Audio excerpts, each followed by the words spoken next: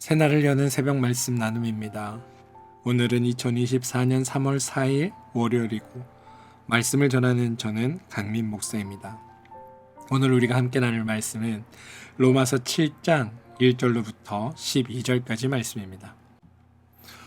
형제들아, 내가 법하는 자들에게 말하노니 너희는 그 법이 사람이 살 동안만 그를 주관하는 줄 알지 못하느냐?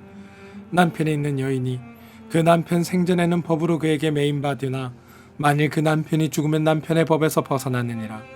그러므로 만일 그 남편이 생전에 다른 남자와 가면 음녀라.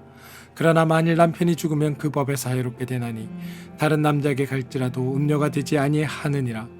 그러므로 내 형제들아, 너희도 그리스도의 몸으로 말미암아 율법에 대하여 죽음을 당하였으니 이는 다른 곧 죽은 자 가운데서 살아나신 이에게 가서 우리가 하나님을 위하여 열매를 맺게 하려 함이라. 우리가 육신에 있을 때에는 율법으로 말미암은 죄의 정욕이 우리 지체 중에 역사하여 우리로 사망을 위하여 열매를 맺게 하였더니 이제는 우리가 얽매였던 것에 대하여 죽었으므로 율법에서 벗어났으니 이러므로 우리가 영의 새로운 것으로 섬길 것이요 율법 조문에 묵은 것으로 아니할지니라. 그런즉 우리가 무슨 말을 하리요? 율법이 죄냐? 그럴 수 없느니라. 율법으로 말미암지 않고는 내가 죄를 알지 못하였으니 곧 율법이 탐내지 말라 하지 아니하였더라면 내가 탐심을 알지 못하였으리라. 그러나 죄가 기회를 타서 계명으로 말미암아 내 속에서 온갖 탐심을 이루었나니 이는 율법이 없으면 죄가 죽은 것임이라. 전에 율법을 깨닫지 못했을 때에는 내가 살았더니 계명이 이름에 죄는 살아나고 나는 죽었도다. 생명에 이르게 할 그 계명이 내게 대하여 도리어 사망에 이르게 하는 것이 되었도다. 죄가 기회를 타서 계명으로 말미암아 나를 속이고 그것으로 나를 죽였는지라. 이로 보건대 율법은 거룩하고 계명도 거룩하고 의로우며 선하도다. 로마서 7장 1절로부터 12절 말씀입니다. 사람들은 자신의 능력을 과대평가할 때가 많습니다. 예를 들어 학생들은 마음만 먹으면 내가 공부를 잘할 수 있어 라고 생각합니다. 노인들은 다시 한번 내가 젊어진다면 내가 살아온 인생과는 전혀 다른 삶을 살 거야 라고 생각하기도 합니다. 근데 여러분, 이것보다 더 어리석은 생각은 죄인들이 하려고만 하면 나는 죄를 짓지 않을 수 있어 라고 생각한다는 겁니다. 나의 생각과 나의 실제는 정말 다른 문제입니다. 할 수 있다 믿는다고 해서 정말 할 수 있는 게 아닙니다. 정말 할 수 없을 것 같았는데 성공해서 놀라기도 하고 또 할 수 있다고 자신했는데 실패하여 당황하기도 하는 게 우리 인생입니다. 감정과 사실의 문제를 놓고 사람들은 혼돈을 겪습니다. 흔히 사람들은 감정과 사실 중에 감정 쪽으로 많이 기울어집니다. 그래서 느낌이 좋아야 한다. 뭔가 잘 될 것 같은 감이 온다. 희망을 가지자 등 감정과 관련된 표현들이 매우 많습니다. 그리고 이러한 감정은 내가 조절할 수 있다라고 생각합니다. 반면에 사실은 그런 부류가 아닙니다. 사실은 이미 존재하고 있는 것입니다. 이미 이루어진 상황입니다. 내가 어떻게 해볼 수 있는 상황이 아니라는 겁니다. 그리고 이건 신앙의 주체에서도 마찬가지입니다. 하나님이 나를 구원하셨다라는 그 사실과 내가 구원받았다라고 느끼는 그 느끼는 감정 중에 어느 것이 더 중요한가라는 것들이 우리 안엔 종종 논쟁거리가 됩니다. 감정과 사실에 있어 중요한 것은 사실은 감정이냐 사실이냐 이거를 택하는 문제가 아닙니다. 사실 더 중요한 건 이것의 순서의 문제입니다. 감정과 사실은 둘이 떨어져 있는 것이 아닙니다. 분리되어 있지 않습니다. 두 가지 다 우리 안에 공존하는데 무엇이 먼저냐라는 우선순위의 문제가 있는 겁니다. 이때 순서를 정하는 건 우리가 결정하는 게 아니라 성경이 우리에게 가르쳐 주는 대로 우린 배워야 합니다. 물론 성경에는 감정이 먼저입니다. 사실이 먼저입니다 라고 꼭 찍어 표현하지는 않습니다. 그러나 우리는 확인할 수 있습니다. 성경은 절대 사람의 감정과 느낌에 호소하지 않는다는 겁니다. 성경은 언제나 하나님이 하신 일, 하나님이 이루어 놓으신 사실을 선포하고 드러내고 알리고 밝힙니다. 하나님이 행하신 일에 대해 선포할 때 인간의 느낌이 어떤가? 그것이 선포될 때 너의 감정이 어떠냐? 이런 것들에 대한 물음은 전혀 존재하지 않습니다. 대신에 감정은 사실에 입각하여 당연히 따라오는 것으로 간주합니다. 하나님이 구원하셨다. 이 말 뒤엔 구원받은 자들의 감격과 감동과 감사의 고백이 뒤따르는 겁니다. 하나님이 은혜를 주셨다라는 이 사실 뒤에 은혜 받은 자로서 느끼는 그 감사와 감격이 동시에 뒤따르는 겁니다. 그러니 감정에 호소하고 그런 감정에 너희가 치우쳐서 그런 느낌을 받도록 말하는 게 성경이 아니라 하나님이 하시는 일을 선포함으로 인하여 그 선포가 우리에게 이루어졌음을 경험한 이들이 받는 그 마음이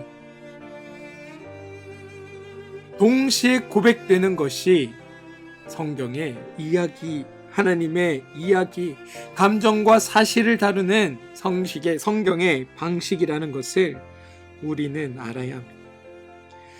성경은 우리의 마음이 어떤가, 구원의 이야기를 들었을 때 너의 감정이 어떤가에 집중하지 않고 하나님이 구원하셨다라는 그 사실을 강조하고 하나님의 은혜를 베푸셨다라는 그 사실을 강조하고 있음을 알아야 합니다. 성경엔 여러분, 우리의 느낌과 감정을 표현하는 미사여구는 없습니다. 그것을 시적으로 표현하고 있지도 않습니다. 도리어 대부분 법적인 용어, 다시 말해 매우 건조하고 매우 담백한 언어로 고백합니다. 논리적으로 사실적으로 서술하고 있습니다. 하나님이 우리를 구원하셨다. 구원이 우리에게 사실로 주어졌다. 이런 것들을 담백하고 강한 법적인 어조로 우리에게 설명하고 있음을 우리는 깨달아야 합니다. 로마서 7장과 8장은 여러분 대조로 이루어집니다. 7장은 인간의 죄 아래에 있었던 상태에 대해 설명하고 있고 8장은 구원받아 생명이 성령의 법 아래에 있는 상태에 대해 대조하여 설명하고 있습니다. 로마서 7장 1절 이하에는 부부에 관한 이야기가 나옵니다. 여러분, 이게 주제가 부부 생활이 아닙니다. 부부의 관계를 예를 들어가지고 죄와 하나님, 우리와의 관계 또는 하나님과 우리와의 관계를 설명하는 게 바로 이 이야기라는 겁니다. 성경은 한 가지 비유로 설명하지 않습니다. 다양한 표현, 다양한 비유들로 하나님의 말씀을 우리에게 들려줍니다. 왜냐하면 그건 듣는 우리를 배려하시는 하나님의 마음입니다.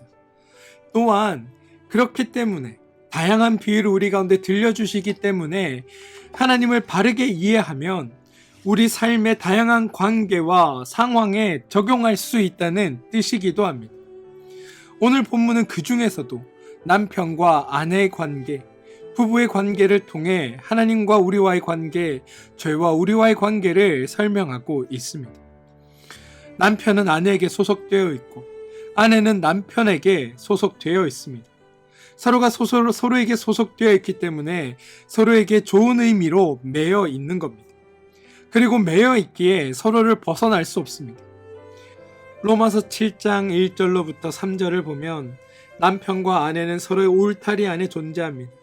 그래서 남편이 있는데 아내가 다른 남자에게 가면 안 되고 아내가 있는데 남편이 다른 여자에게 가면 안 됩니다. 그러나 남편이 죽으면 이제 아내는 남편 소속이 아니고 아내가 죽으면 이제 남편은 아내 소속이 아닙니다. 그래서 자신이 갈 수 있는 곳으로 자유롭게 가도 됩니다. 여러분, 오늘 본문은 남편과 아내의 관계에서 남편이 다른 여자에게 갔는지의 여부나 아내가 다른 남편에게 갔는지 이 행동 자체를 문제 삼는 것이 아니라 그 행동이 행하여진 시점이 언제냐를 중요하게 말합니다. 정확하게 말하면 어느 소속에 있을 때, 누구에게 매여 있을 때 그런 행동을 했는가라는 점입니다. 그래서 같은 행동일지라도 남편과 아내의 생사 여부, 즉 남편과 아내의 소속 관계의 설정 여부에 따라 죄가 될 수도 있고 죄가 되지 않을 수 있다라고 성경은 이야기합니다. 이게 무슨 이야기인가? 남편이 죽으면 아내는 함부로 마음대로 결혼해도 되고 아내가 죽으면 남편은 다른 여자에게 장가가도 된다, 이런 얘기를 하는 건가? 여러분, 그거를 얘기하는 것이 아니라 이 비유를 통해 하나님이 우리의 죄를 보실 때 우리의 행동만을 보시는 것이 아니라 우리의 소속을 함께 보신다라는 이야기를 하고 있다는 겁니다. 우리가 죄를 지을 때 하나님께서 무조건적으로 정죄하고 심판하는 것이 아니라는 겁니다. 우리가 죄에 속해 있었다는 것, 이건 누구보다도 하나님이 잘 아십니다. 우리는 죄에 속해 있었고 죄에 매여 있었고 죄에 관련되어 있어 우리가 아는 것은 죄밖에 없었습니다.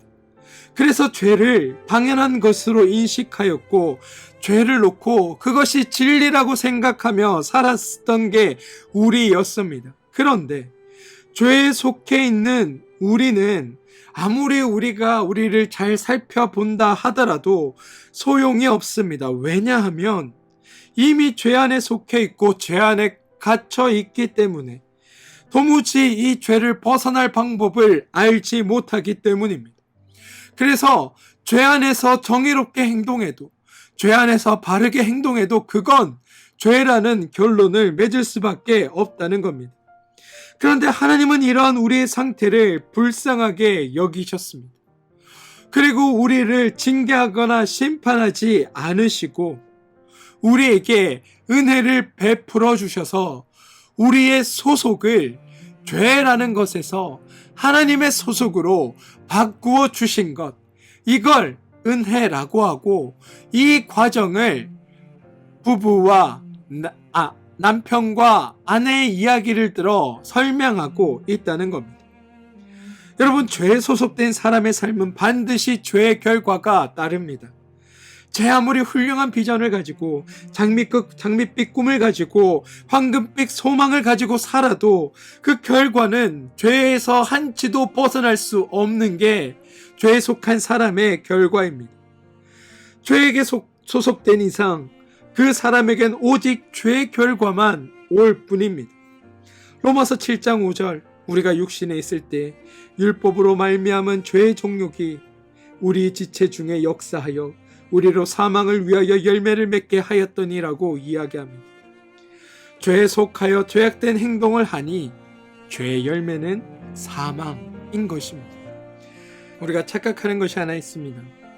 우리가 행동을 바꾸면 우리는 우리 자신이 달라질 수 있다고 생각합니다. 그래서 행동을 변화시키기 위해 습관을 바꾸고, 습관을 바꾸기 위해 생각을 바꾸라고 말합니다. 생각이 바뀌면 습관이 바뀌고, 습관이 바뀌면 행동이 바뀌고, 행동이 바뀌면 일간의 삶이 달라질 수 있다고 생각합니다. 그런데 여러분, 하나님은 이런 방식으로 문제를 해결하지 않으십니다. 죄에 소속되어 있는 인간은 어떤 일을 해도 죄의 생각을 벗어날 수 없고 죄로 둘러싸여 있기 때문에 죄의 결과를 맺을 수밖에 없고, 그 죄의 결과는 사망이라는 것이 성경의 이야기입니다. 그래서 하나님이 하신 것, 죄라는 소속에서 하나님이라는 소속으로 그 속함을 바뀌어내는 것을 하나님이 하셨다는 겁니다. 인간이 변하려면 소속이 바뀌어야 한다라고 하나님께서 말씀하신다는 겁니다. 죄의 소속에서 하나님의 소속으로 변화되는 것, 이게 있어야 우리가 본질적으로 변화될 수 있다라고 성경은 이야기하고, 하나님은 그렇게 그 일을 이루셨다고 이야기하고 있는 것이 오늘의 말씀입니다. 한번 말씀드립니다. 우리가 변하려면 오직 우리의 소속이 죄에서 하나님의 소속으로 바뀌어야 하는 겁니다. 죄에 속했던 자가 하나님께 속해야 합니다. 불법에 속했던 자가 의에 속해야 하고 거짓에 속했던 자가 진리에 속해야 하며 헛된 것에 속했던 자가 영원한 것에 속해야 하고 사단에게 속했던 자가 하나님께 속해야 합니다. 소속이 바뀌어야 우리가 변화될 수 있다는 겁니다. 중요한 것, 본질적인 것은 소속이 바뀌어야 한다는 것. 우리의 소속이 죄에 매여 있던 것에서 하나님께로 매여 있는 자들로 변화되어야 한다는 것. 이게 가장 중요한 일이라는 겁니다. 사랑하는 성도 여러분, 예수 그리스도의 사역은 본질적으로 우리를 죄에 대하여는 죽은 자로, 하나님에 대하여는 산 자로 변화시켜 주신 일입니다. 다른 표현으로는 죄에 속했던 자에서 하나님께로 속한 자로 옮겨 주신 겁니다. 죄의 종이었던 우리를 하나님의 자녀로 바꾸어 주신 것, 이게 예수 그리스도가 한 사역의 의미입니다. 7장 4절에서 그러므로 형제들아 너희도 그리스도의 몸으로 말미암아 율법에 대하여 죽임을 당하였으니 이는 다른 이 곧 죽은 자 가운데서 살아나신 이에게 가서 우리가 하나님을 위하여 열매를 맺게 하려 함이라라고 선언하고 있습니다. 율법에 대해 죽었고 죄에 대해 죽었고 하나님에 대해서는 살았으며 의에 대해서는 살았다고 우리의 소속이, 우리의 위치와 우리의 신분이 변화되었다고 성경은 우리에게 강조하고 있다는 겁니다. 그러므로 7장 6절 이제는 우리가 얽매였던 것에 대하여 죽었으므로 율법에서 벗어났으니 이러므로 우리가 영의 새로운 것으로 섬길 것이요 율법 조문에 묵은 것으로는 아니할지니라 라고 이야기합니다. 여러분, 성경은 우리의 느낌이나 감정에 관심 있는 것이 아니라 그것과 상관없이 우리에게 이루어진 하나님의 행하신 그 사실을 선포합니다. 너희가 이전에는 죄에 속하여 죄의 관리, 죄의 통제, 죄의 조정을 받았지만 이제 너희는 죄에 속하여는 죽은 자가 되었고 더 이상 죄의 소속이 아니다. 너희는 이제 죄에서 모두 풀려난 자가 되었다. 그리고 이제 너희의 소속은 하나님의 아들, 하나님의 자녀, 하나님께 속한 자들이 되었으니 하나님 안에서 하나님의 자녀로 살아가도록 우리가 부름받았다고 성경은 우리에게 선포하고 있다는 겁니다. 우리가 그것을 실감하던 실감하지 않던 우리는 죄의 소속에서 벗어나 하나님께 속한 자들이 되었습니다. 그것이 당장 느껴지던 느껴지지 않던 그것이 사실같이 보이지 않아도 우리는 이미 하나님께 속한 이상 우리 안에 하나님의 열매가 맺어질 것이라고 성경은 우리에게 이야기하고 있다는 겁니다. 여러분, 우리의 감정에 따라 행하는 하나님이 행하신 사실이 달라지는 것이 아닙니다. 도리어 하나님께서 행하신 사실 때문에 우리의 감정이 달라져야 하는 겁니다. 바라기는 우리가 감정의 변화나 상황의 변화에 매여 있는 것이 아니라 우리가 죄에서 하나님께로 소속이 변화되었다, 관계가 변화되었다, 이 사실에 우리의 감정이 함께 가기를 소망합니다. 또한 이것을 기억하고 우리의 성도됨을 드러내며 살아가는 여러분들 되어주시기를 주님의 이름으로 축원드립니다. 기도하겠습니다. 주님, 우리가 죄에 속한 자에서 하나님께 속한 자로 변함으로 말미암아 우리에게 복된 일들, 구원이 우리에게 주어졌음을 보게 됩니다. 우리가 실감하던, 우리가 느끼던 그것과 관계없이 우리는 죄가 아니라 하나님께로 옮겨진 자들이고 그로 말미암아 우리는 구원받고 축복된 존재임을 우리가 깨닫게 하시고 그 사실에 감격하고 감동하며 살아가는 우리 되게 하여 주시옵소서. 영원한 곳에 속해진 우리임을 알게 하여 주시고 우리가 하나님께 속한 존재로 살아가는 우리 모두가 되게 하여 주시옵소서. 예수님의 이름으로 기도합니다. 아멘.